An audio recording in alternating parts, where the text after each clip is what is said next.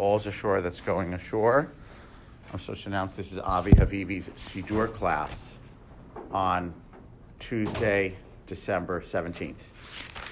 And we are in the Siddur Sim Shalom. We're going to wrap up and finish up Baruch Shamar today. I know I've said that before. We're on page 16. Page 16. So just to recap, we have a section of the Siddur called Psukei de Zimra, Psalms of Praise, and it's the second section after Birchot HaShachar, after the morning blessings. And the purpose of Psukei de Zimra is to get us, I would say, into a elevated mood of gratitude, so that we're ready for actual davening. Shacharit, right after, starting with Baruch, is the real required davening, or the core required davening, Shema and its blessings, and the Amidah. And the Psalms of Praise, hymns of praise, are meant to get us in the mood for that, so that we don't start the serious davening cold. Okay, so this is the warm-up. And it's a section, and to demarcate it as a section, it starts and ends with a bracha, saying this is a section of praises. Okay, so we have the opening bracha is the second half of page 16. The closing bracha is Yishtabach. We'll get to that. But before the opening bracha, because the way the Siddur got to be as long as it is things got added. So the opening bracha is prefaced by a preamble. It's preambled by a preface, which is this poem, the first half of the page. And what do we say last week about this poem? This poem speaks of God as what? I'll give you a moment to look over it. Creator. All right, essentially as creator. And what if anything like a feeling state is imputed to God in that poem, what is the feeling state which is imputed to God? Or emotional psychological approach. Kiviyachol, dare we say that about God? Reverence. Pardon? Total reverence. No, us, not us, but what's God's emotional state? Not what's our emotional state. What's God's emotional state? What does God do besides create? We say God is mirachem and mishalem. God is compassionate and reliable, makes promises and is reliable to keep them. So God is compassionate to creation, right? So God is the creator and is then compassionate to creation. We talked last time, I want to share a couple things. The 1, 2, 3, 4, fifth line, Baruch gozer kayem. We said the couplet is Baruch omer v'oseh, Baruch gozer kayem. Blessed is God who speaks and does. Blessed is God who is Gozer Kayem, who decrees and executes. That's kind of how I would translate that. And we said that this is parallel. God decrees. What is God decreeing? We said this last week. What's God decreeing? Creation. Let there be light. Let there be this. Let there be that. Let the waters be gathered. So God decrees it and then executes it. And I was walking home with Debbie, and we each had a separate association afterwards for Gozer Kayem.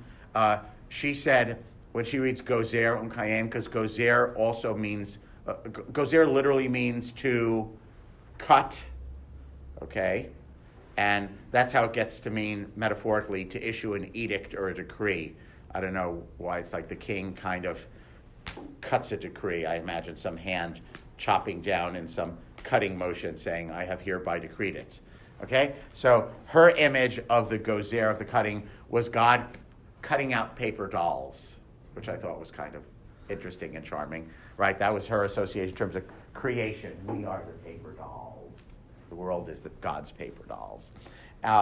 My association, after she said that, was a different one, which is, we talked about in the next line, mirachem, have compassion, and what's the root of that verb? What's the core meaning of that verb? Womb feeling. So God's feeling is essentially maternal. It's the feeling that a mother has for her child. So God has womb feeling for the earth and womb feeling for the creatures. So my association with Gozer, if we're on birthing, is what kind of cutting is associated with birthing?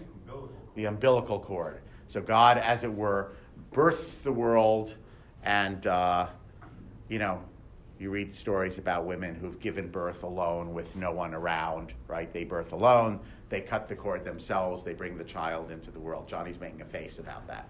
Okay.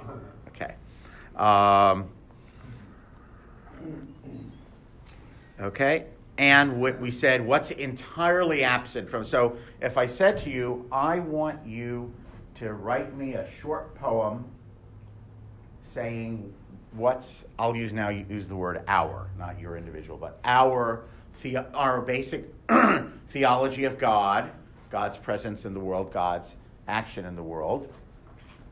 Give me a little poem that's going to introduce our Psalms of praise. We said last week, what elements might we have expected in such a poem, which are actually totally absent from this poem? Giving Torah. What else? Giving Torah to who? Israel. So there's no nation or nationality or Jewish people in this at all. What other things are sort of core theologies we usually attribute to God when we say, tell the story of God, right? You're Jews, you believe in God. What do you Jews believe in God? What do you Jews believe about God? One God. So, right, but what else would we say that God does that's totally absent from here? Parted the Red Sea. Right, so there's no redeemed us from Egypt, parted the Red Sea, gave us the Torah, brought us to Eretz Yisrael. There's no us meaning the Jewish people here, right? Or the only us is, who's the us who's referred to? There's only one word, I think, here, which is anything like us, by which I mean, well, there's two of them. Plural nouns. What are the only two plural nouns in this poem which could substitute for us, meaning who's the us in this poem? Brio, which literally means creatures, from livro, to create. So the English translation works well, not in ours, but I'm saying this is a good example where the English translation for the noun works well with the English translation of the verb, create creatures, or creations, but it's really the creatures. So us is the creatures. Again, nothing specifically Jewish about that. By the way, nothing specifically human about that, I'd like to point out either, the word creatures. Okay? Briot does not refer only to human beings. So the us is creatures, and what's the word which is parallel to that? The other plural noun? Yireav, which means those who revere God.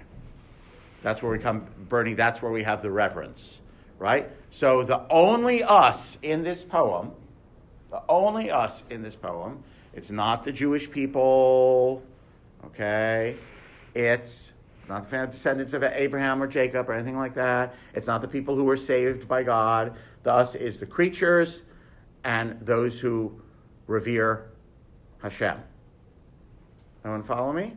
So what we have here is a very... Pardon? There's one other. There's one more? Did I miss one? Well, it's not, the form of the word isn't, but... Where? Metaphorically, al haaretz. Al haaretz. Meaning the whole world. Got it, the universe. Yeah. Right. Sometimes we say aretz is earth, but here it really means the world in the sense of what we modern people would say the universe. Or we could say the world. Right? So the only us here is the world, the creatures, and yes, there is something which is sort of reciprocally expected of us. We're the creatures. What's implied here is therefore we ought to have reverence for the Creator. Okay?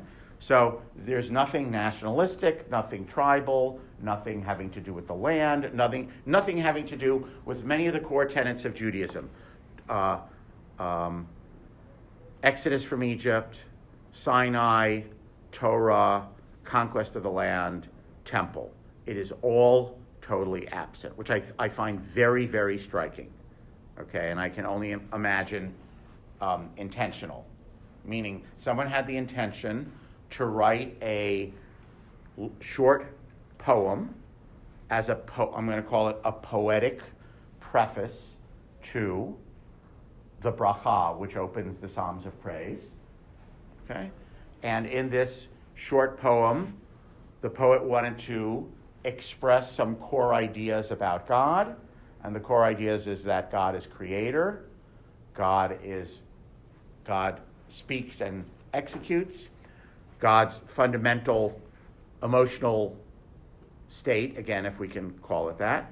Maimonides would be upset by that. He'd say we're imputing human characteristics to God, and we can't do that. But the Torah does that all the time, and Rabbinic Midrash does that all the time. So God's fundamental feeling state towards the world is that of compassion.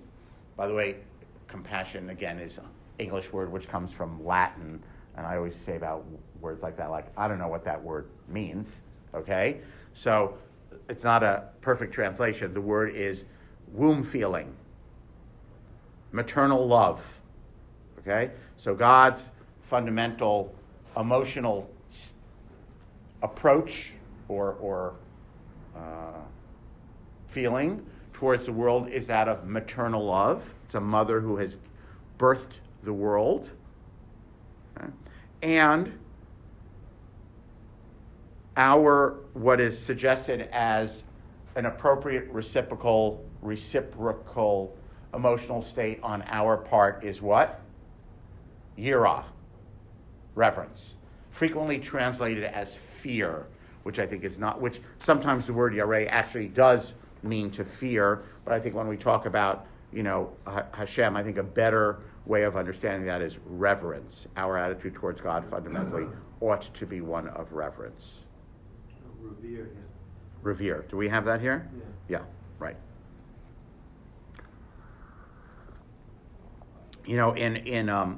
In rabbinic, in the Talmud's concept, and throughout the Middle Ages, it's, there's two reasons people obey God and serve God.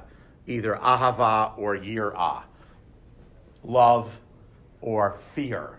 And to serve God out of ahava, love is seen as a higher, a more evolved religious state, right?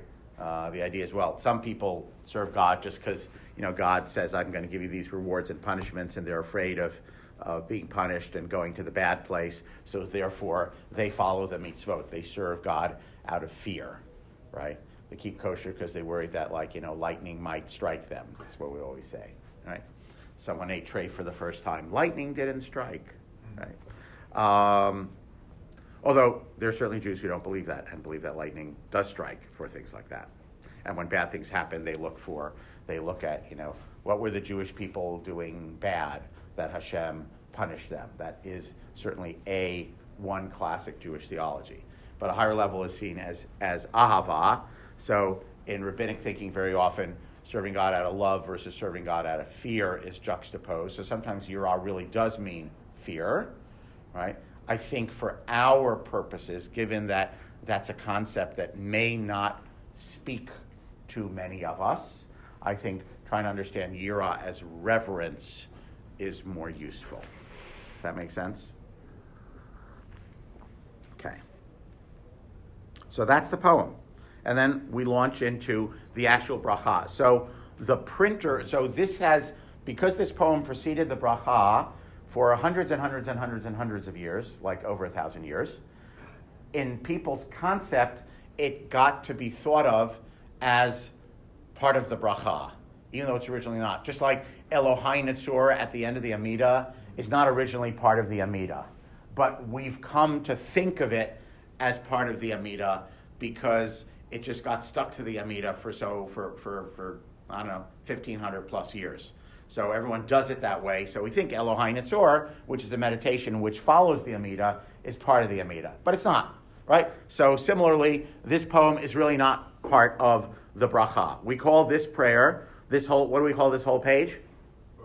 Baruch Shamar. Please turn to page 16 for Baruch Shamar. So we call this whole prayer Baruch Shamar, but it's really two things. It's a poem, and now we launch into the bracha, which I will probably have somewhat less to say about.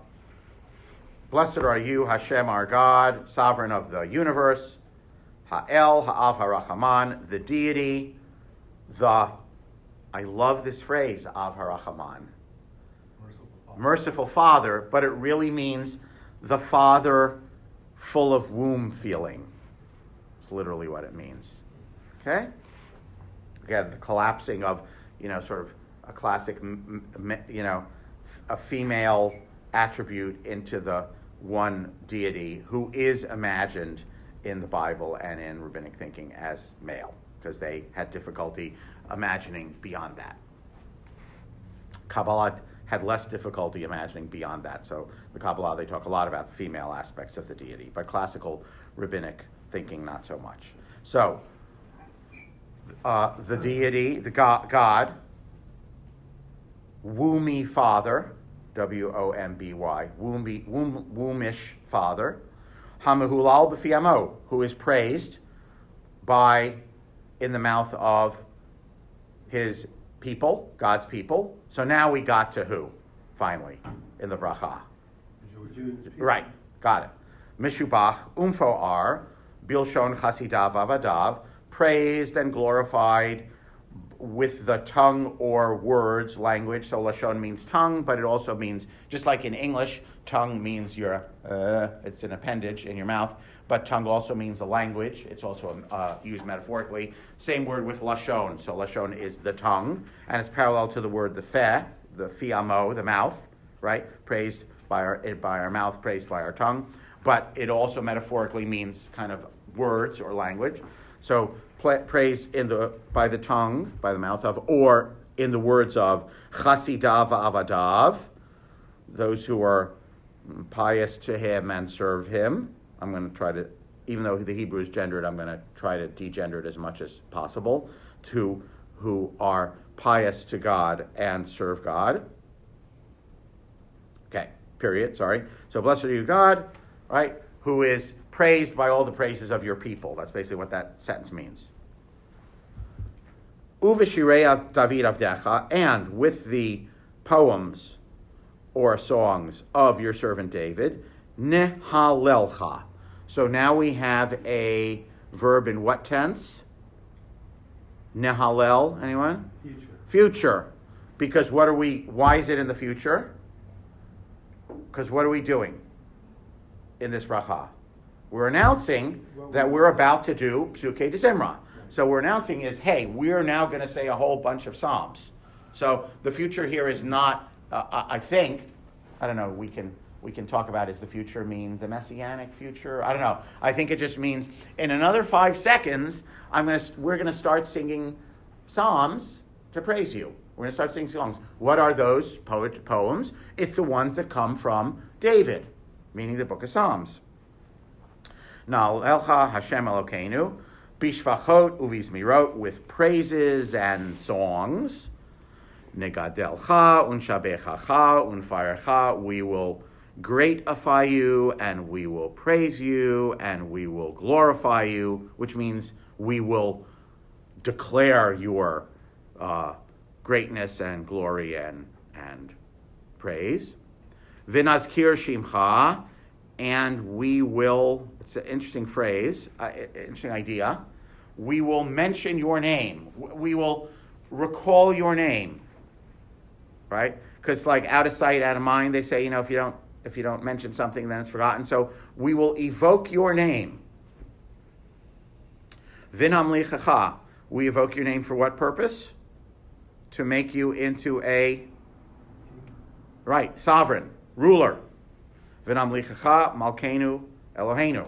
We will make you sovereign, our sovereign, comma, our God. Right? Of course, melech means king, and it is male, but I am trying for our purposes to degenderize this as much as possible. So how do we make God king? According to this little passage, how does one make God king? By praising God. Praising God, you make God king. It's sort of like, what do they do when there's a new king? What kind of ratifies that there's a new king? Like in the Middle Ages, you've seen like enough movie scenes. Well, before that, this is going to be our new king. What does everyone shout? Long live the king. Long live the king, right? That's kind of the moment. Again, it is a verbal declaration that we have accepted you as our sovereign, right? Everyone shouts, long live the king, right? You know, they all have the scene, you know, there's the deathbed, and then there's the heir, and the old kid, right? They say, the king is dead. By the way, what do they say? The king is dead, long live the king. So again, it's interesting, right? In that medieval monarchic tradition, there is an echo of this. It's the declaration that you accept the person as king that kind of makes them the king. There's a philosopher guy, Robert Cover, who calls this performative language. He says sometimes language does something. Like when we always say sticks and stones may break my bones, or names will ever hurt me. It's just a name. It's just language. It doesn't actually do anything right. But Robert Cover says, oh no, when two people stand before a justice of the peace and they say, I do, their language actually performs an actual act which has consequences. Right? So long live the king is performative language. It's the court or the people accepting that this guy is the new king. Okay? So that's what we're doing. We're saying, in some sense, long live the king. Except we're not saying long live the king. We're saying we praise the king. We praise the sovereign. Okay? Let's finish it up. And now, okay, the box, which shows this is where the Chazan picks up. Ignore the box, because that makes it sound like this starts a new sentence or something, but it's not true. Malkeinu Eloheinu, our sovereign, our deity. Yachid, only one. Chei HaOlamim, who lives, the eternal one of all universes, all eternities. The one who lives for all. Chei HaOlamim literally means the one who lives for all eternities. Okay? Melech, Mishubach, Umfoar, Adei Ad, Shemo Hagadol, the sovereign who is praised and glorified. We said Nishabechacha Unfa'ercha. Now we say God is Mishubach Umfoar, same verbs, praised and glorified. For how long? Adei Ad. For forever after. Okay? Forever after. Shemo Hagadol, his great name, right, is praised forever after. So we have a little time sequence here, by the way, in this little, right? We say, by the way, there's past, present, and future. Who praised God in this little paragraph? Whose memory is evoked in this paragraph? Who praised God? Who did we mention? We mentioned one person, a specific historical figure, right? David. So David praised you. What's the present, or it's the present in the next half a minute? The present is, we're going to praise you right now in the words of David. And the future is, what's the future? People to come, praise you. For all time, right? You are praiseable and praiseworthy for all time. So David praised you. We're now going to echo those praises in the words of David, because you are the deity who deserves to receive praise for all time, right? And the all time is the phrases, you are Chei HaOlamim, you live for all eternities, and you are praised Adei Ad, which means until forever. Baruch Atah Hashem, blessed are you God, or full of blessing are God. Melech Mihulal Batish Bachot, the sovereign who is praised with praises. Although Hallel and Shevach are two different parallel words, so it's not the same. It's not, Melech Meshupach Batish Bachot. So we'd have to have two English words. King who is, what do we have? Magnified with songs of praise. Okay, it's really praised with praises, but they're two different Hebrew words for praises. Okay? So this bracha is the true, meaning the second half of the page, starting with Baruch Atah Hashem, is the true opening of Psukei D'Zimra. So in this bracha, we say, I'm opening this section, we are opening this section, and what is the section about? We're going to praise you with the words of King David. So we're going to echo those specific praises because, or I don't know about because, and we are going to kingify you. We're going to say, long live the king, right? We proclaim you king, right? We proclaim your kingship. And you are the deity who is going to have praises, not just now in our next 10 minutes of Psuke de Zimra, but for how long? For an ever and ever. Right? You're the eternal ruler. There's an implication, and therefore you deserve, or you should have, you will have praises praising you forever. Okay, so that is Baruch Shamar. We were running a few minutes over. Any closing questions, comments, things that people must say or must ask that cannot wait for 2020?